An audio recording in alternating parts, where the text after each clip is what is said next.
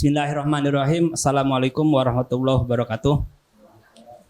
Pada sore hari ini kita akan menghadirkan beberapa narasumber yang concern mengenai masa depan politik Indonesia, terutama umat Islam.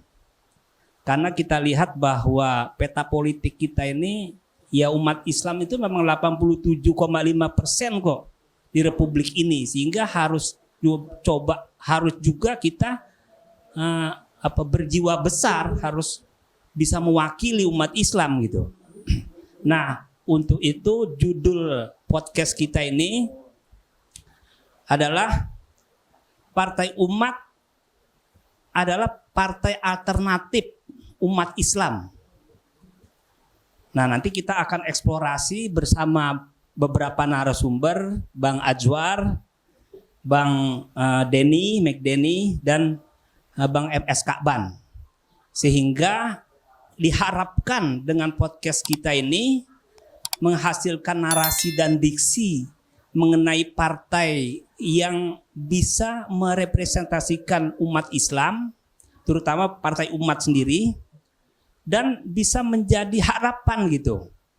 Karena yang selama ini kita lihat bahwa banyak mengklaim partai Islam, kayak mulai dari PKB merepresentasikan orang-orang NU, terus partai PAN merepresentasikan orang-orang Muhammadiyah, terus PKS juga, ya kan?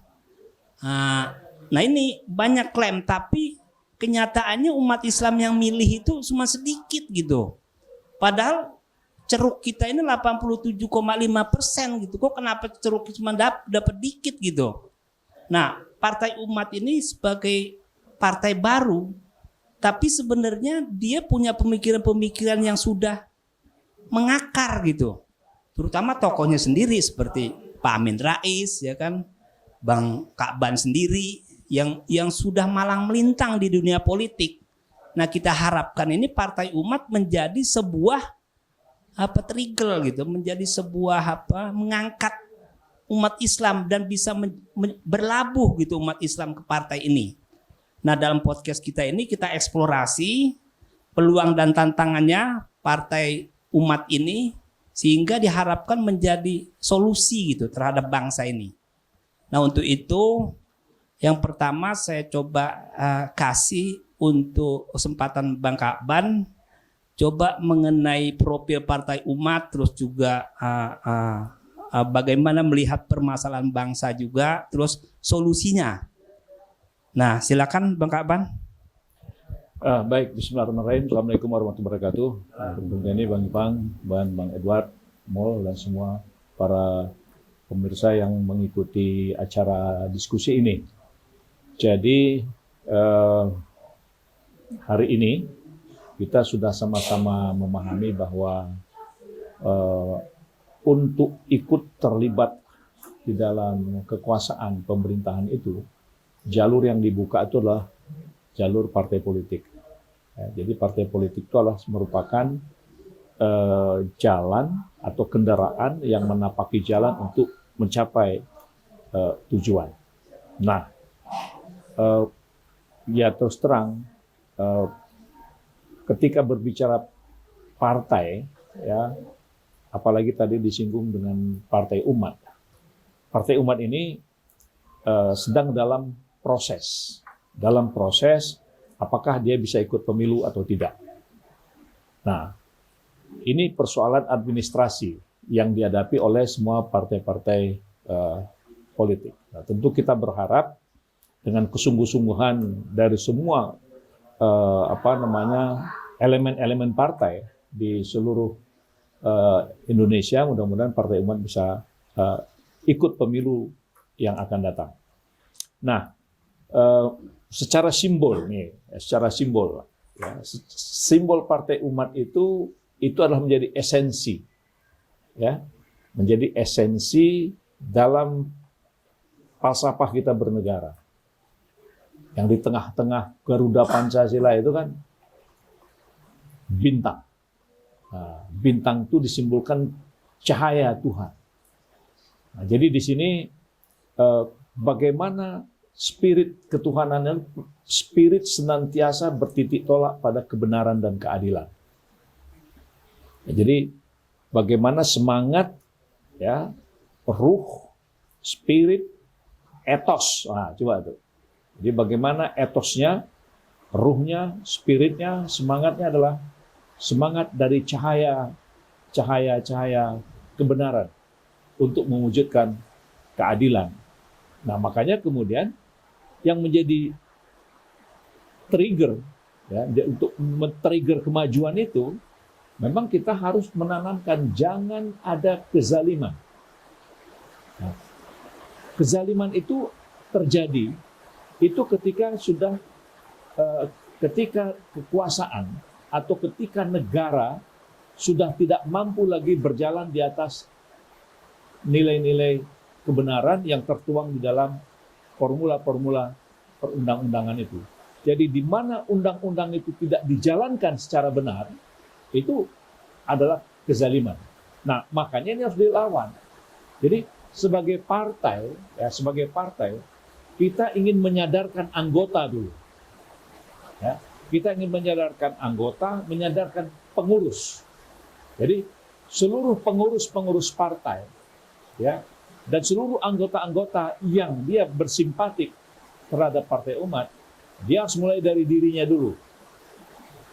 Ya. Jadi dia harus mulai dari dirinya, bagaimana agar kezaliman-kezaliman itu betul-betul sesuatu yang harus dilawan. Nah, karena dengan melawan kezaliman, maka aspirasi, ya, spirit untuk melaksanakan sesuatu itu dengan baik dan benar dapat terwujud. Nah, karena kita berpolitik ini kan membawa gagasan. Nah, gagasan-gagasan ini harus bisa diterima oleh rakyat, oleh masyarakat. Nah, paling tidak, ya, sebagaimana saya sudah mengulang-ulang di berbagai macam tempat, bahwa ketimpangan hari ini, ya, ketimpangan pemilikan resources, sumber-sumber daya yang berhubungan dengan hajat hidup orang banyak, itu adalah kezaliman yang tidak boleh dibiarkan. Ya. Jadi tidak pantas negeri seperti Indonesia ini masih terjadi ketimpangan yang sangat luar biasa, di mana kelompok 1% bisa menguasai puluhan persen rakyat yang mayoritas. Saya pikir ini tidak boleh terjadi. Bahasa saya selama ini adalah ketika orang Jepang, ya, ketika negara Jepang, maka rakyat Jepang yang menikmati kemakmuran. Ketika India, maka seluruh orang India menikmati kemakmuran. Tapi ketika kita bicara Indonesia, terjadi ketimpangan yang luar biasa. 1% penduduk itu menguasai hampir puluhan persen sumber daya. Ini adalah sebuah kezaliman yang sangat konkret, sangat nyata. Itu nggak boleh terjadi, tidak boleh dibiarkan. Nah, ini perlu partai politik yang menggedor itu. Ya, jadi partai politik ini harus mampu menggedor itu. Bagaimana sehingga terjadi keseimbangan, kemudian kehidupan kita itu betul-betul harmonis dalam berbangsa dan bernegara. Itu kira-kira. Ya, terima kasih Bang Kakban sudah memberikan sebuah gambaran Partai Umat bahwa begitu mulianya bahwa kejoliman ini yang menguasai negeri ini, sehingga itu harus dilawan. Nah, Partai Umat mencoba untuk memperjuangkan itu. Jadi sungguh mulia itu. Sehingga ini harus menjadi wacana juga bahwa bangsa Indonesia harus memiliki partai yang punya visi seperti ini gitu.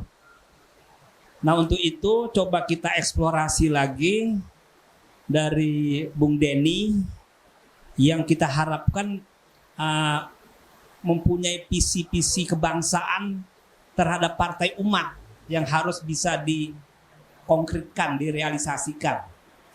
Konsepnya coba Bung Denny uraikan. Silakan Bung Denny. Ya, terima kasih. Assalamualaikum warahmatullahi wabarakatuh. Saya tidak bicara spesifik Partai Umat ya, karena Saya bukan dari Partai Umat. Nah, tetapi saya akan menarik benang merah moral perjuangan, moral dasar perjuangan, apa yang disampaikan oleh Bang Kaban tadi, ya, tentang Partai Umat. Nah, lalu, oke. Sekarang saya ingin mundur ke belakang. Ya. Dalam sebuah negara bangsa, ya, kemudian menghadirkan berbagai kelompok, ya, lalu secara politik mereka menamakan diri berdasarkan sistem keyakinan yang mereka punya. Ya. Nah, bagi saya, kalau berbicara soal partai politik, ini kan kelompok kepentingan. Apapun namanya. Yang namanya partai politik itu kelompok kepentingan. Nah, lalu the existence of political party itu sendiri kita harus pertanyakan. Ya, ontologisnya gimana nih? Epistemologisnya gimana? Oke? Partai politik, ya, kita harapkan dan kita maklumi dalam sejarahnya juga sebagai kelompok-kelompok yang memiliki gagasan-gagasan tertentu yang harus mereka perjuangkan. Dan mereka berkelompok kepada segmen-segmen masyarakat dan menamakannya partai politik. Ya. Ini semua kelompok kepentingan. Ya. Seperti di negara-negara antah berantah di luar sana juga banyak. Ada partai yang kelompok kepentingannya hanya tidak mau pistolnya dicopot dari pinggangnya atau dari dalam rumahnya. Maka berdiri partai pemilik senjata. Ya, oleh karena itu, ketika seorang presiden menyampaikan bahwa dia harus menerapkan gun law misalnya, maka kelompok-kelompok rural berontak. Apakah negara atau pemerintah bisa menjamin keselamatan kami? Kami punya kepentingan untuk membela diri. Maka di dalam perjalanan di parlemen, mereka berjuang untuk supaya gun law tidak boleh lolos. Karena ini melanggar hak. Kami memiliki hak untuk mempertahankan diri. Anda sebagai pemerintah, kepolisian misalnya, apa yang membuat saya yakin, you cannot convince me that I'm secure. Saya aman. Oleh karena itu, partai yang mempertahankan senjata, ya, maka dia berjuang untuk itu. Kemudian partai buruh misalnya, oke, I'm not trying to discredit, bukan mendiskreditkan partai buruh ya. Tapi ini kan semua nilai yang mereka pahami, sistem keyakinan. Ya. Nah, kalau saya terus terang nggak cocok tuh partai buruh. Saya lausan fikir, pemikir merdeka. Saya orang bebas. Kenapa saya mengklasifikasikan diri saya sebagai buruh antara tuan dan hamba, you feudal, dan saya adalah kacung Anda. Saya berjuang di pabrik-pabrik untuk kehidupan saya, dan saya pemilik negeri. Nah, artinya yang namanya partai politik itu kelompok kepentingan, bisa saja. Nah, persoalannya, ketika sebuah bangsa sudah komit mendirikan sebuah the republic, lalu gunanya partai itu apa? Di dalam kelompok kepentingan. Ketika ada sekelompok yang merasa termarginalkan atau aspirasinya atau hak-haknya tidak dipenuhi, maka mereka berkumpul mendirikan sebuah partai politik. Nah, hanya saja di dalam perjalanannya, di dalam proses itu, partai politik itu, ya kadang-kadang hanya sebagai alat untuk merebut kekuasaan. Tapi ideologinya nggak jelas. Apa sebetulnya yang diperjuangkan dalam kepentingannya itu? Oke, let's say partai Islam misalnya. Kan banyak partai Islam nih. Nah, apakah dalam koreksi nasional kita selama ini, kita melihat bahwa ada penyimpangan-penyimpangan di dalam partai Islam yang sudah eksis sebelumnya, sehingga menjadi terpecah-pecah? Dan bagaimana konsep menyatukan itu? Kalau mungkin. Nah, sementara di dalam partai Islam sendiri itu ada mazhab-mazhab yang diyakini masing-masing. Dan kalau tidak jalan saya, ya kamu bukan umat saya. Nah, dalam konsep sebuah republik, kalau Anda percaya bahwa Anda bernegara, yang namanya visi bernegara itu sudah ada. Ke depan, saya lebih cenderung ya untuk bisa berharap the existence dari partai-partai ini dia mampu menerjemahkan bagaimana konteks kesejahteraan rakyat dan persatuan nasional yang berarti dan mengangkat martabat sebuah bangsa. Nah, oke, sekarang kita bicara misalnya partai umat. Oke. Mungkin ya, umat mungkin lebih bisa ke depan merumuskan tentang apa yang menjadi moral dasar perjuangannya yang paling utama. Gitu loh. Yang paling utama. Karena partai Islam ini banyak. Kepentingan apa yang mau dipegang? Di situ yang mau diperjuangkan. Seperti yang saya kasih contoh tadi misalnya. Nah, kalau saya kelompok tani mendirikan partai tani bahwa bagaimanapun kami ingin wilayah ini dikosongkan hanya untuk penanam padi dan kami minta the government of the day menyiapkan pupuk setiap apa yang kami butuhkan karena kami akan mengabdikan diri kami sebagai petani untuk menghidupi kalian orang kota. Misalnya begitu. Ya, nah, begitupun misalnya partai buruh merupakan alat perjuangan produksi untuk menyeimbangkan tentang kemajuan inovasi teknologi misalnya yang mengakibatkan perputaran ekonomi dalam sebuah bangsa. Oke, fine. Nah, artinya the existence dari partai-partai itu, entah itu partai apa saja, terutama partai umat misalnya, sudah harus bisa merumuskan gitu, apa yang paling spesifik yang harus diperjuangkan untuk ke depan dan bisa menyentuh majority dari anak-anak republik ini. Begitu. Nah, kalau kita masih terkungkung kepada satu sistem kelas, gitu, sistem mazhab-mazhab tertentu, gitu, maka kita akan ditinggal. Mengapa? Karena partai Islam itu kan banyak. Ada P3, ada PAN, ada PKB, ya kan?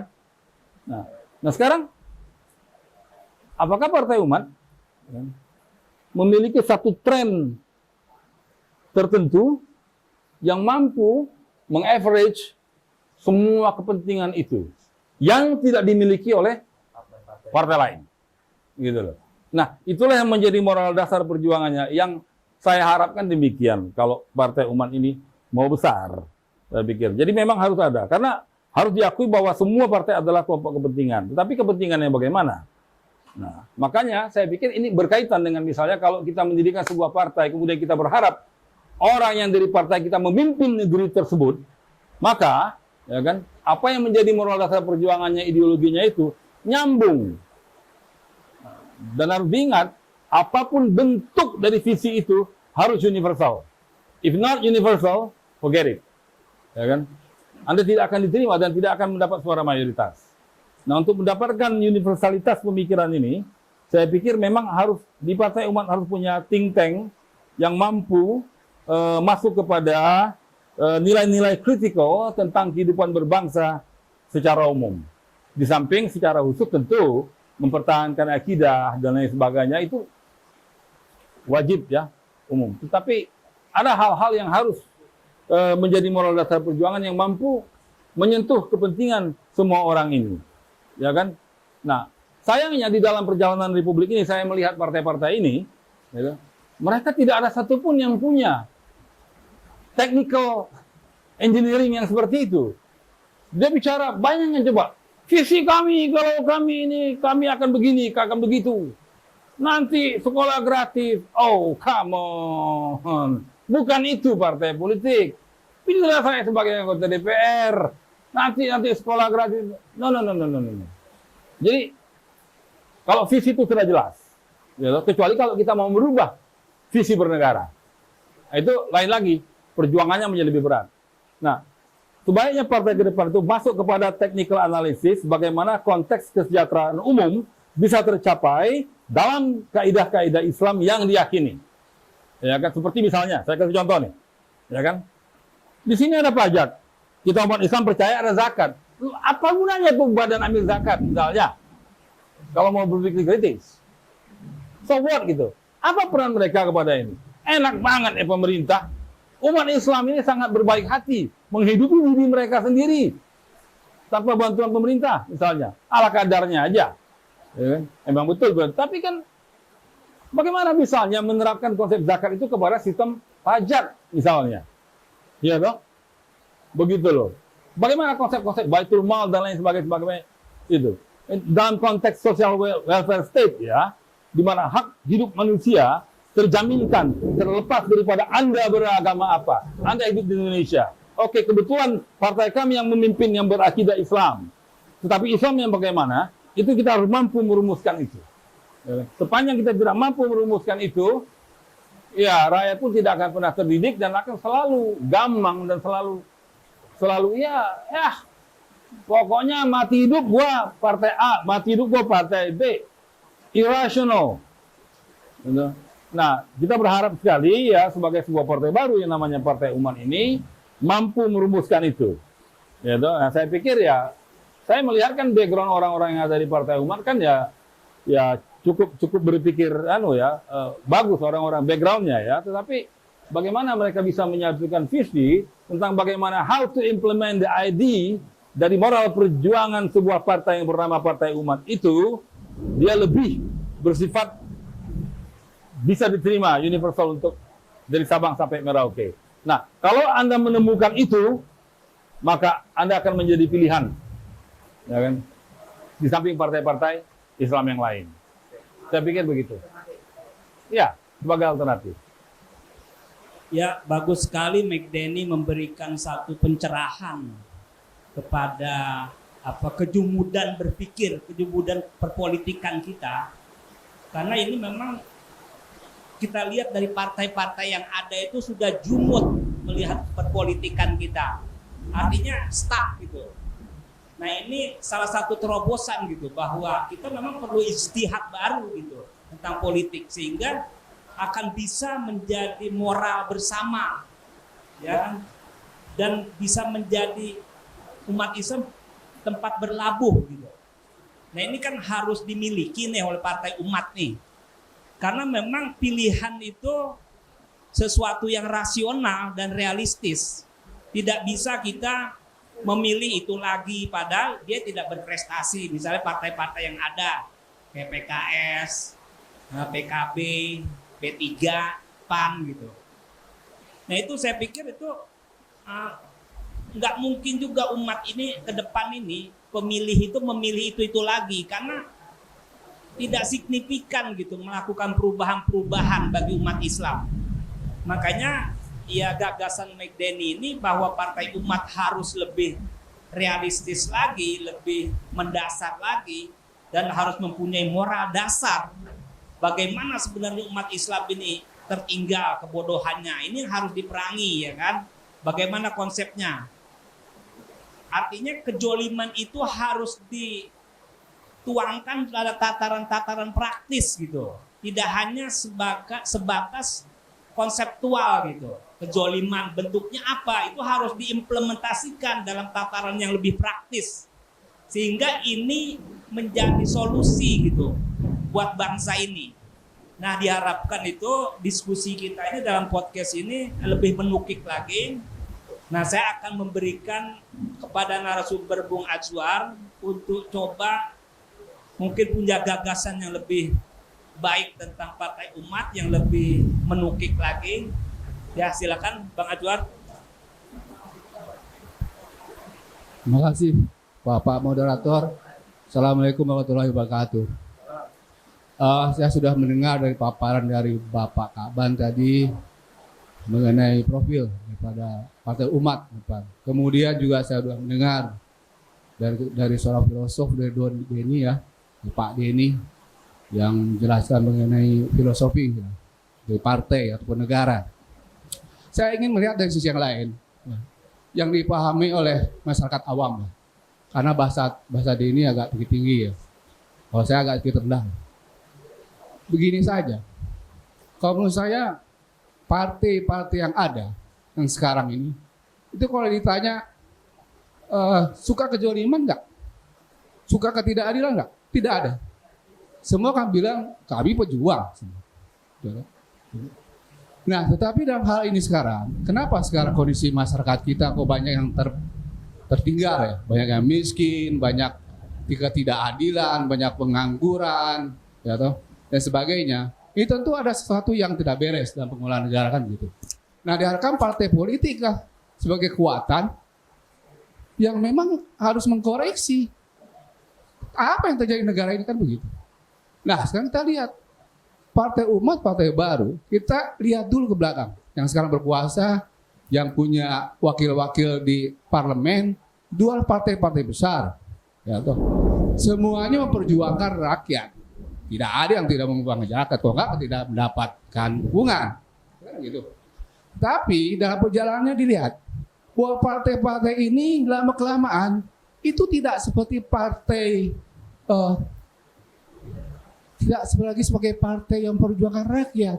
Kenapa?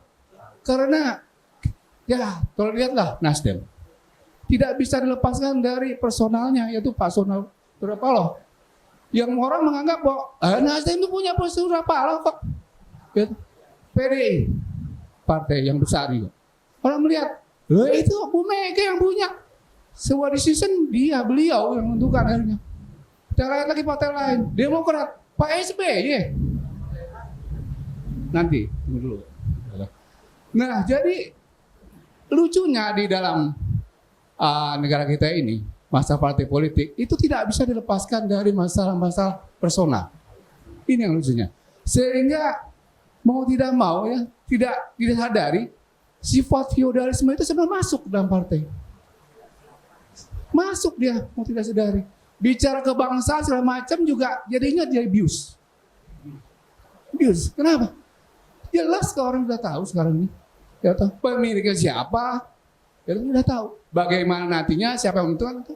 Kalau masalah ada di sana ada struktur organisasi segala macam itu memang harus begitu standar teorinya. Tapi prakteknya berfungsi apa tidak? Ini persoalannya. Jadi sekarang ada timbul harapan dengan ada partai-partai baru diharapkan apa masyarakat? Diharapkan partai itu betul-betul perjuangkan kepentingan rakyat. Betul-betul terasa, bukan milik perorangan, bukan milik kelompok, bukan. Memang betul memperjuangkan bangsa. Nah ini saya tertarik dengan partai punya jargon, ya, punya simbol yang sebenarnya mempunyai posisi yang jelas. Lawan kezaliman, ya, tegakkan keadilan. Itu udah sumpah. Sumpah. Siapapun juga yang melakukan kezaliman, kami lawan. Mau di tingkat apa dia? Dilawan. Dimanapun ada ketidakadilan, partai umat akan di depan. Mendukung supaya tegak adil. Itu sudah jelas. Nah, dengan demikian, ini sebetulnya partai umat, yaitu ada harapan masyarakat.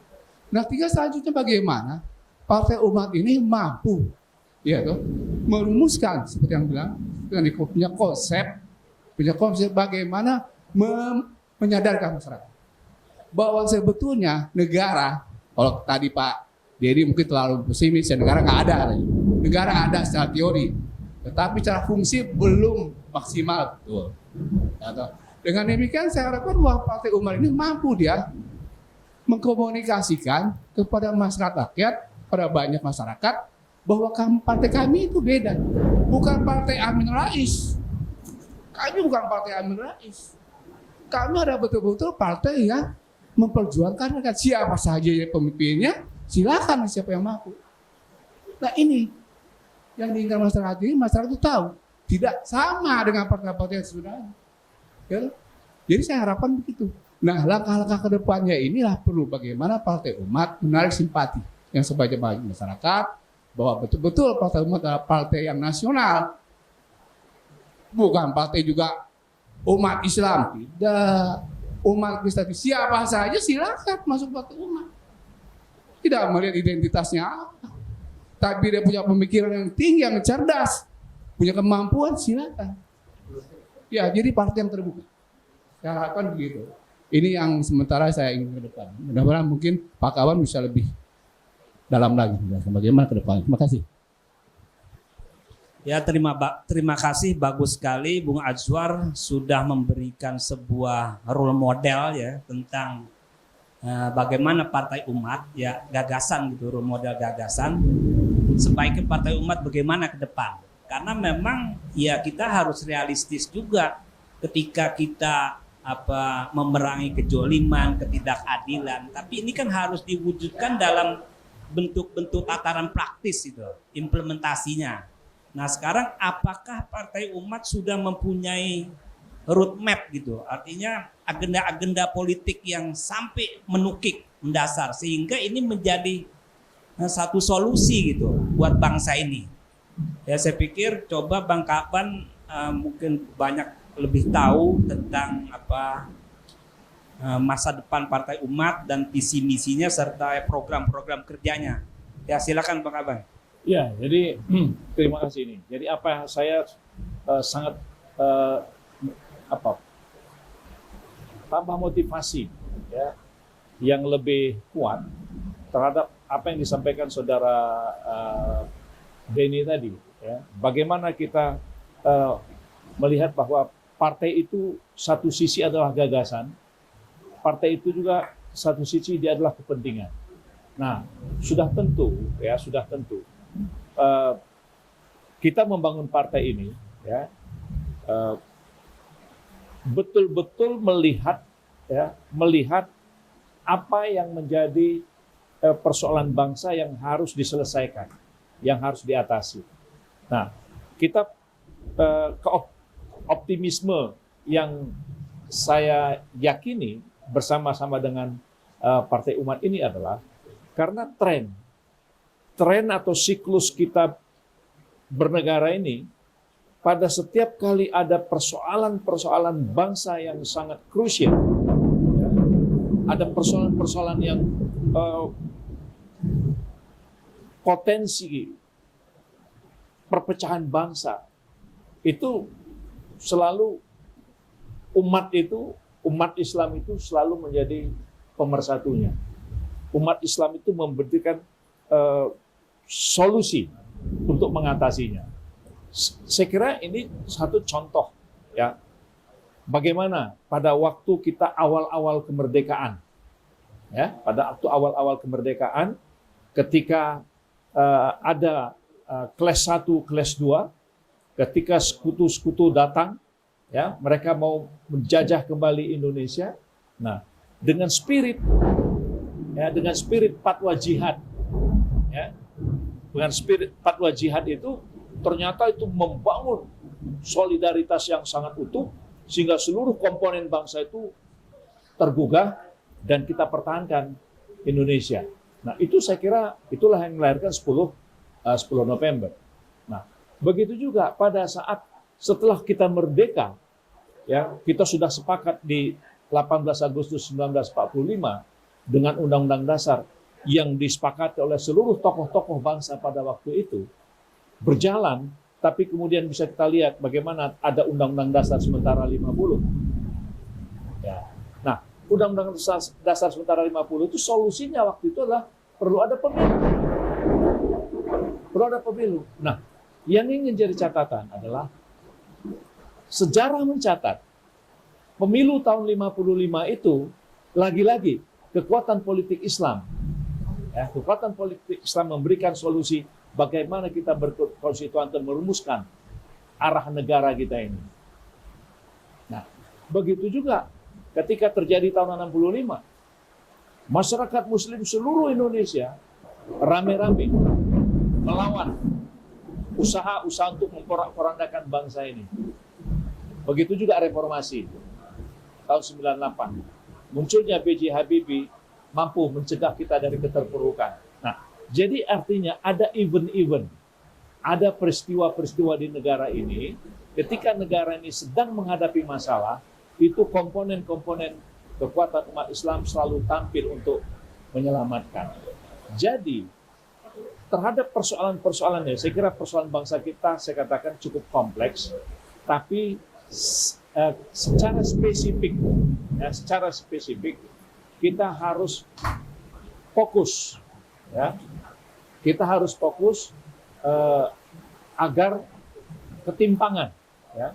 Kita harus fokus agar ketimpangan penguasaan sumber daya alam ini itu jangan sampai membuat suasana semakin tajam, semakin jurang itu semakin tajam, nah ini salah satu, ya. Ini salah satu yang serius dari tengah petir. Petir itu rahmat, ya, rahmat, hujan itu rahmat. Karena kita bicara persoalan bangsa ini, ya. Jadi bangsa ini harus diselamatkan dengan power yang kuat. Nah, salah satu pesan-pesan langit itu udah jelas, ya kan? Jadi jadi yang bergabung di Partai Umat itu semua komponen bangsa.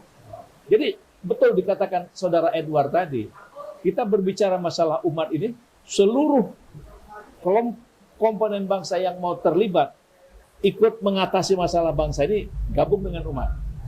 Kita lintas, ya. Jadi kita sebagai partai politik Islam, ya, kita prinsipnya terbuka terhadap semua komponen yang mereka memiliki komitmen bersama. Yang jelas kita persoalan-persoalan yang berhubungan sumber-sumber daya alam ini itu harus menjadi fokus perhatian kita. Ya, itulah pokok pangkal awal untuk mencegah ketimpangan. Ya, ini pokok pangkal ketimpangan itu. Karena amanatnya jelas. Untuk sebesar-besar kemakmuran rakyat itu adalah bagaimana mengelola seluruh sumber-sumber daya ini. Nah, ini yang selama ini menurut saya, selama Indonesia merdeka, kita masih melanjutkan cara-cara kolonial. Jadi cara-cara kolonial, cara-cara penjajahan itu dilanjutkan, ini harus di-stop. Ini harus dicegah. Karena cara-cara pengelolaan sumber-sumber daya berdasarkan pada kolonial itu adalah sebuah kezaliman. Nah, ini harus kita selesaikan. Ya, harus kita selesaikan. Jadi prinsipnya semua komponen bangsa harus dapat menikmatinya. Ya, harus dapat menikmatinya. Karena begini, kita harus menyadari tenggelamnya sebuah bangsa, tenggelamnya sebuah peradaban itu selalu bermula dari ketika kezaliman itu dibiarkan. Ya. Jadi ketika kezaliman, ketika ketimpangan itu dibiarkan, maka sejarah mencatat bahwa peradaban itu banyak yang tenggelam. Nah, Indonesia yang mayoritas umat muslim bersama dengan komponen-komponen bangsa yang lain harus kita ajak kembali. Harus kita ajak kembali dengan pencerahan negara ini. Nah, kalau tadi Bung Denny, apa filosofi? Negara kita itu jelas. Dasarnya adalah spirit ketuhanan. Ya, spirit ketuhanan itu arti mengajak kita semua bahwa ayolah berjalanlah, kelolalah negara ini dengan cara benar dan adil. Ya. Nah, satu contoh yang disampaikan Bung Denny tadi, bagaimana nilai-nilai, prinsip-prinsip Islam itu dapat diterapkan. Nah, kita perjuangkan itu semua melalui parlemen. Kita perjuangkan itu melalui kebijakan-kebijakan yang dapat diterima oleh masyarakat. Nah, kalau masyarakat nggak menerima, ya kita jangan paksakan. Ya, jadi ada proses pencerahan yang panjang untuk menggugah kesadaran agar mereka tahu bahwa ternyata memang betul umat ini adalah membawa filosofi rahmat. Ya, rahmatan lil alamin. Rahmat itu adalah sebuah anugerah, pemberian dari Al-Khaliq kepada seluruh makhluk yang ada di alam semesta ini. Nah, tentu kita sebagai partai politik, bagaimana kita memberi?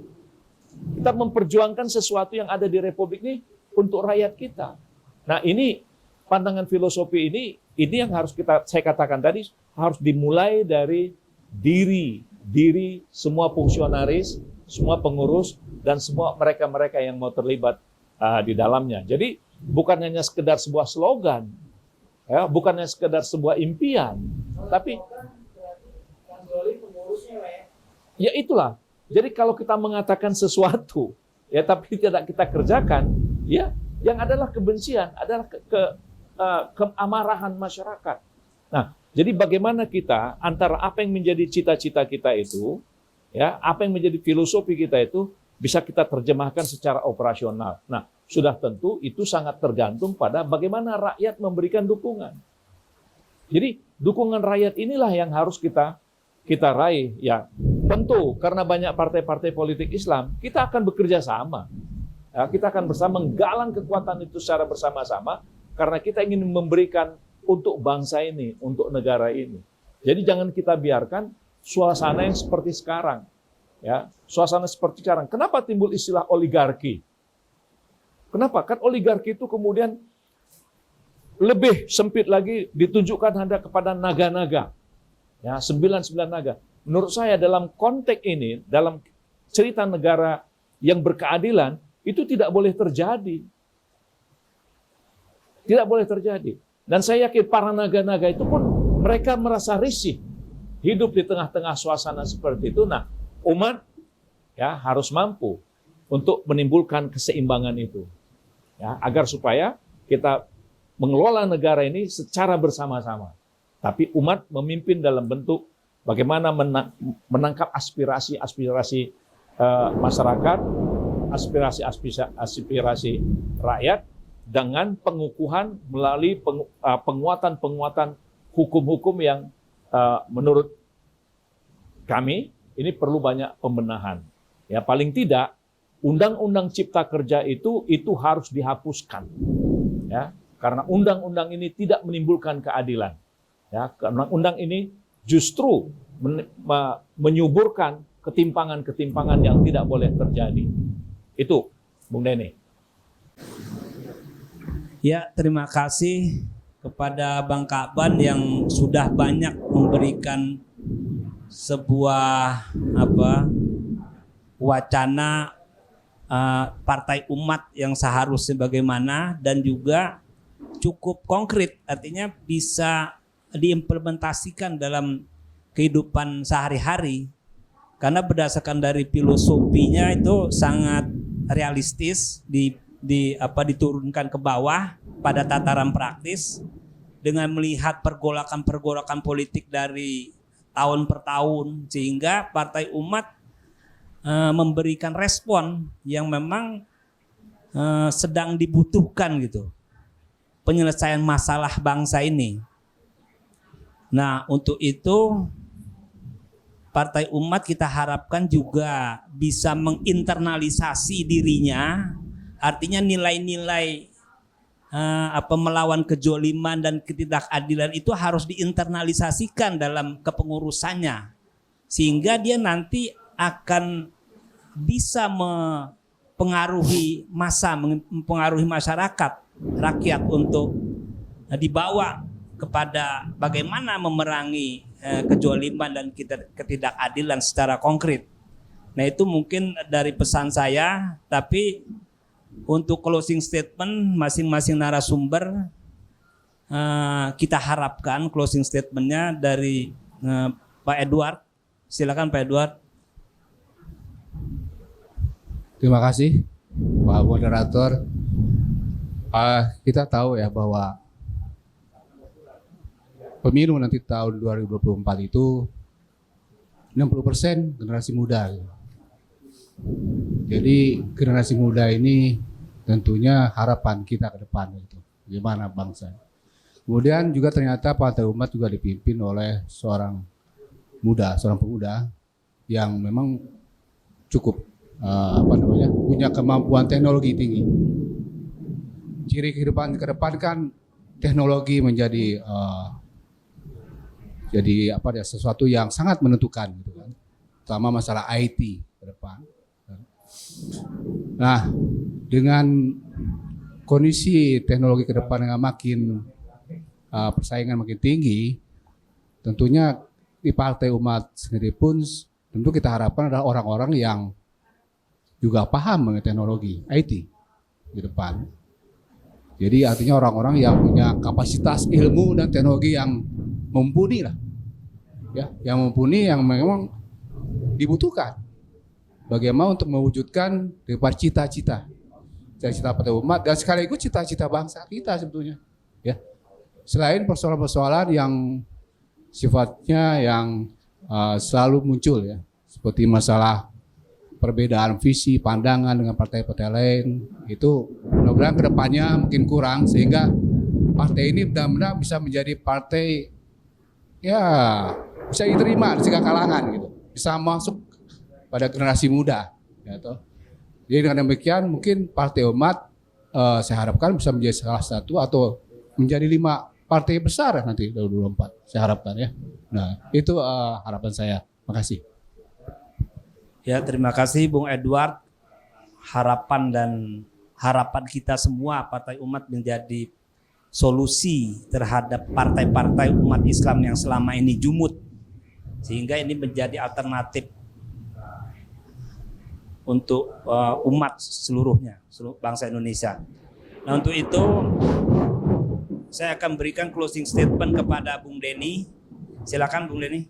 Ya, bagi saya, ya dalam demokrasi itu ya saya terus terang senang begitu banyak partai-partai baik yang sudah ada maupun yang partai-partai baru. Kan Umat ini termasuk partai baru kan, berdiri. Kan banyak di samping Umat kan ada Buruh, ada apa lagi Gelora, ada PKN, ada Prima, ada macam-macam kalau salah ya.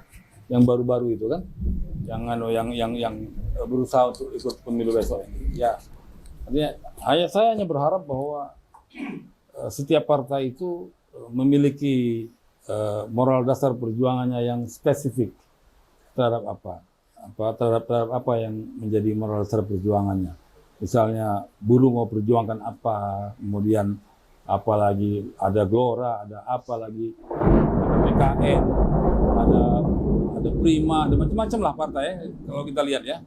Itu, nah termasuk Umat ini, ya kita berharap bahwa partai ini mampu merumuskan spesifik apa moral dasar perjuangannya yang kira-kira menyentuh mayoritas umum masyarakat itu. Dan tidak hanya itu, bagaimana menyampaikan pesan itu juga penting. Menyampaikan pesan bahwa Anda sebagai partai yang pantas untuk dipilih. Itu penting. Ya, peran komunikasi dan lain sebagainya itu penting. Di samping nilai-nilai dasar yang diperjuangkan. Yang umum-umum kan banyak kan orang bicara kami membela rakyat, kami waduh. Kalau saya serang secara pribadi saya stres. Kalau melihat ada orang berteriak membela rakyat, bagi saya rakyat nggak perlu dibela. Ya, emang apa-apaan kok rakyat dibela? Nah itu tadi ada kekacauan filosofi di sini. Rakyat kok dibela? Ya, rakyat itu pemilik negara, pemilik negeri. Kok dibela? Ya, rakyat itu mesti dicerdaskan. Ya kan? Bagaimana dia menyadari bahwa dia sebuah bangsa yang bermartabat, yang memilih suatu partai politik dan pemimpin-pemimpin mereka yang bisa bersinergi, yang mengerti tentang kehidupan mereka. Kalau pemimpin-pemimpin itu nanti tidak bisa sejalan dengan apa yang mereka pikirkan, ya, cut aja. Emang ngapain? Ya kan? Partai politik. Nah, saya nggak tahu Partai Umat ini apakah sudah merumuskan hal-hal seperti itu. Saya harapkan ya ada, gitu loh. Jadi konsep tentang oke lah tadi Bang Kaban bilang rahmatan lil alamin. So yang seperti apa sih rahmatan lil alamin itu ketika itu diimplementasikan dalam kaitan sumber daya misalnya, dalam kaitan keadilan, bagaimana ketika nanti berkuasa membuat undang-undang yang bersifat untuk kepentingan seluruh umat manusia yang hidup di dalam wilayah negara Indonesia ini, yang mengaku sebagai warga negara Indonesia. Dan itu, kalau itu bisa kita rumuskan dengan baik, maka saya percaya bahwa partai itu akan menjadi besar. Walaupun faktanya, ya dalam sejarah politik kita ini agak kurang terdidik ya, sosial kemasyarakatan itu. Mengapa? Karena tidak rasional.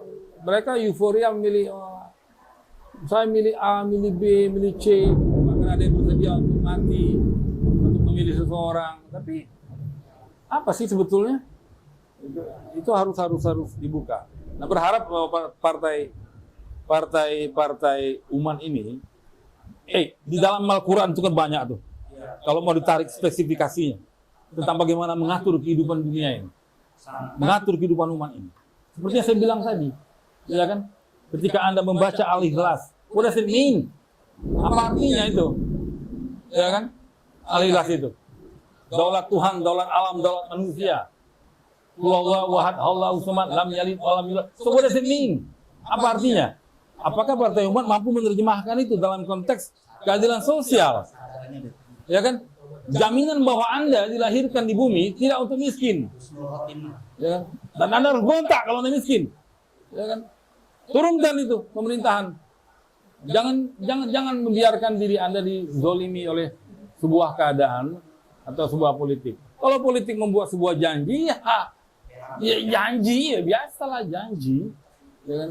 Rakyat itu harus disambungkan rasionalitasnya kepada perjuangan sebuah partai politik. Ya. Nah, kalau saya pribadi, saya punya rumusan-rumusan ideologi apa yang harus diperjuangkan. Kalau bagi saya, ya. Tapi karena saya bukan Partai Umat, ya tentu ya kalau Partai Umat butuh nasihat saya akan saya berikan juga. Nah, mantap. Ya kan?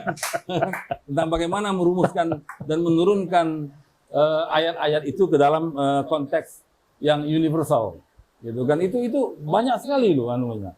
Ya konsep zakat aja sampai sekarang ini bukan ngawur, ya kan? Gak jelas ini. Iya ini apa ini sebetulnya?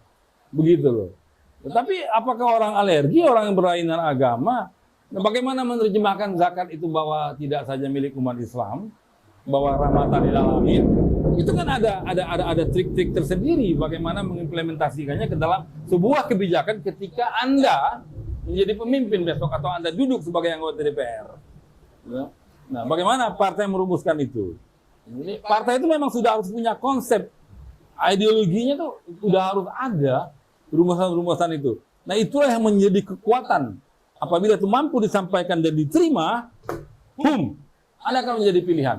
Walaupun tadi saya dahului bahwa mayoritas rakyat kita irasional, bahwa dia melihat figur. Oh ini si bagus, ini bagus, ini bagus. Figur mereka, referensi bagus mereka adalah dari telinga-telinga mereka, dari televisi, dari apa, dari radio, dari pembicaraan diskusi. Tapi yang dikatakan bagus, pemimpin bagusnya seperti apa sih? Nggak jelas juga. Ya kan? Nah, kalau memang pemimpin itu yang biasa-biasa saja misalnya, tidak terlalu jenius, tapi ketika sebuah partai mampu merumuskan dan diterjemahkan oleh orang yang biasa-biasa saja ini, itu akan menjadi luar biasa juga. Apalagi Partai Umat ini kan banyak tokoh-tokohnya di dalam, ya kan? Nah, apakah tokoh-tokoh ini memiliki suatu kesatuan visi di dalam menerjemahkan konsep dasar perjuangannya itu? Ya kan? Itu saya tidak tahu. Ya, tapi saya berharap lahirnya sebuah partai-partai ini, ya saya pikir bagus, banyak partai ini bagus. Ya, kenapa harus dilarang? Ya kan? Ada juga orang berpandangan bahwa partai itu cukup 2 saja. Dari mana dasarnya bahwa partai harus 2 atau 3? Apa dasar pemikirannya? Coba. Jadi partai, saya katakan tadi dari awal bahwa ada kelompok kepentingan. Bagaimana saya rakyat yang tidak berpartai? Apakah saya belong to the state? Apakah saya milik negara ini atau apa ini? So, saya tidak percaya semua partai. Tapi hak hidup saya ya kan, juga harus dipikirkan oleh partai. Di samping partai tadi, seperti Bang Kaban bilang, di samping dia gagasan juga merupakan yang bisa berguna untuk umat manusia.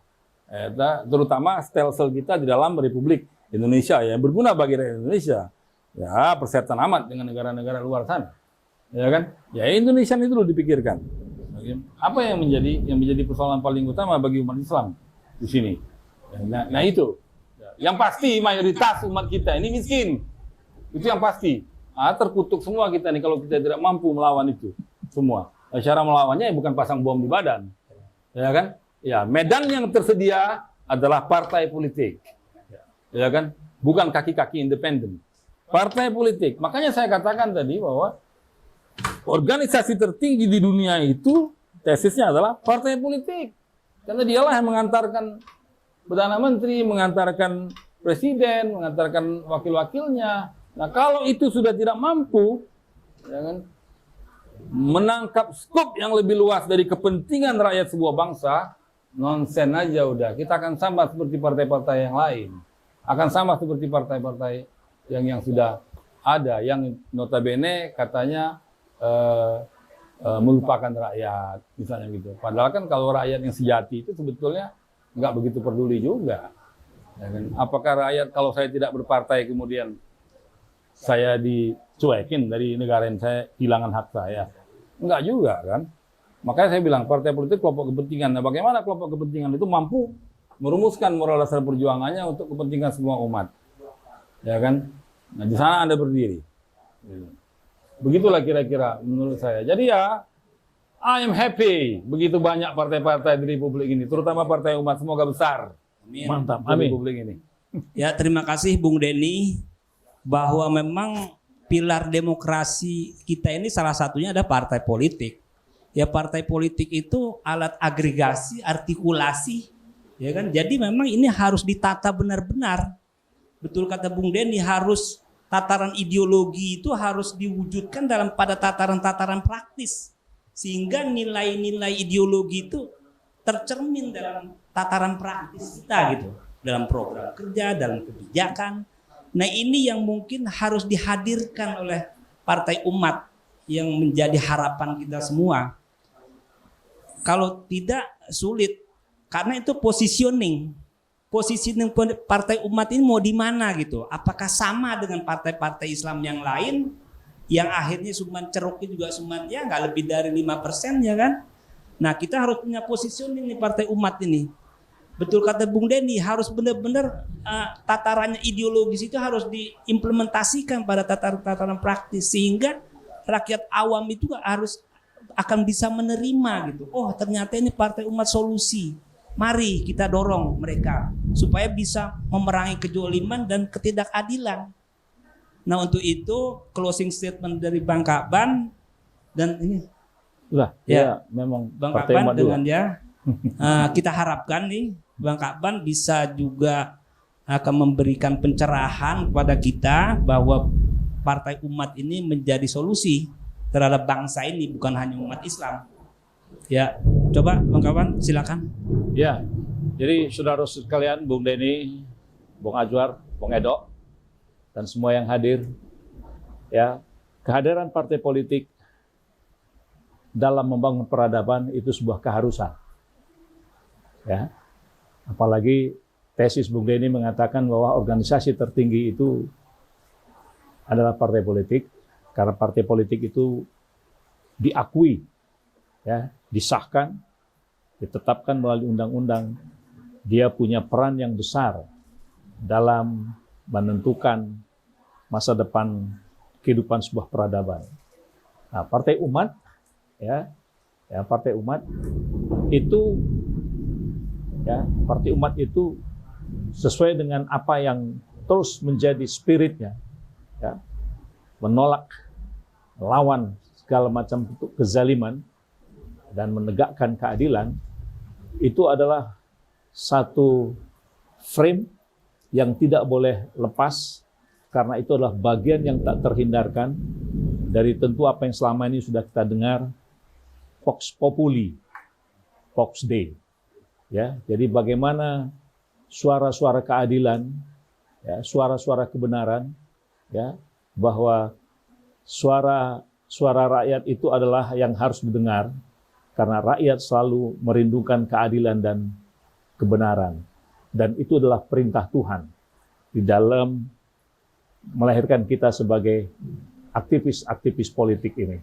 Jadi oleh karena itu, ya, saya berharap kepada seluruh komponen, ya, seluruh komponen masyarakat, ya, harus sudah bisa menentukan pilihan dan belajar dari sejarah, ya, bahwa kita harus masuk dalam satu situasi yang baru, yang lebih berani, yang lebih tegas, ya, lebih berani, lebih tegas, ya, lebih senantiasa dituntun oleh nilai-nilai kebenaran untuk mewujudkan keadilan itu.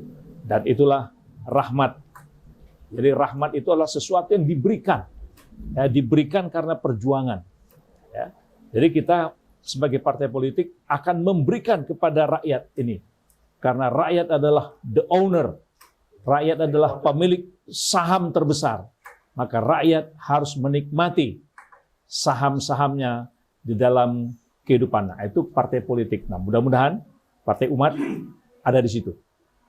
Terima kasih bahwa Bang Kakban sudah banyak